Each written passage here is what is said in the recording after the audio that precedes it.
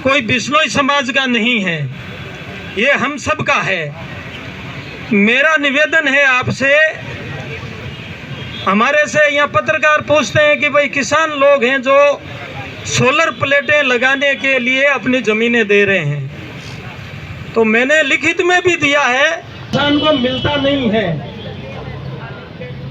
तो जब किसान को फसल बीमा उचित मूल्य नहीं मिलता है, टोकन के लिए दर दर भटकना पड़ता है, यूरिया के लिए दर दर, इस खेती को घाटे का सौदा साबित कर दिया है कि खेती है वो घाटे का सौदा है। जब आप खेती को घाटे का सौदा मान लोगे तो आप खेती करना छोड़ेंगे।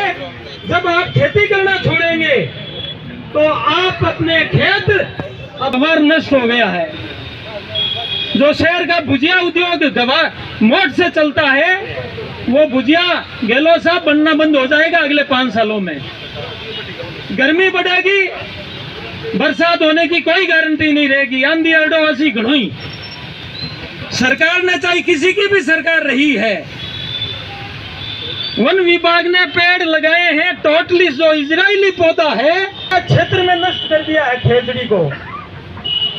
जब पेड़ पौधे नष्ट हो जाएंगे, पेड़ पौधे इस रेगिस्तान में हमारी आज किसानों के टोकन जो है नीलकंठ विधानसभा क्षेत्र और बीकानेर जिले के अंदर एमएसपी पर जो खरीद होती है उसके रजिस्ट्रेशन को लेकर है कि जो ऐप है वो चला नहीं, मात्र थोड़े घंटे के लिए खोला गया, उस ऐप को पुनः खोला जाए और किसानों के रजिस्ट्रेशन पुनः किए जाए।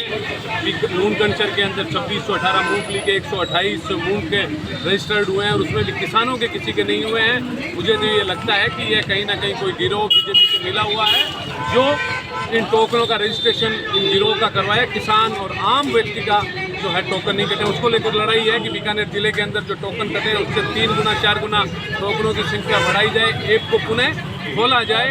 और गिरदावरी जिस तरीके से जहां मूंगफली पैदावार हो रही है वहां पे मोट का है, जहां मोट पैदा हो रहा है वहां मूंग का है, मूंग पैदा हो रहा है वहां खाली जमीन दिखाई गई है। इस तरीके से फर्जी गिरदावरी प्रशासन के द्वारा दी गई है, उसको पुनः करवाने को लेकर, डीएपी और यूरिया की उपलब्धता को लेकर, बाजार मूल्य जो है उसमें और एमएसपी में लगभग 2,500 से 3,000 तमाम फसलों के भावों में फ़र्क है और महंगाई बढ़ती जा रही है, उस पर नियंत्रण करने को लेकर भी ये लड़ाई लड़ रहे हैं। कानून व्यवस्था को लेकर भी कि सरकार बिल्कुल कानून व्यवस्था को लेकर फेल है, इनके ब्यूरोक्रेट्स बिल्कुल भी कब्जे में नहीं है, प्रशासन बिल्कुल भी बीजेपी की सरकार के पक्ष में और उनके कब्जे में नहीं है।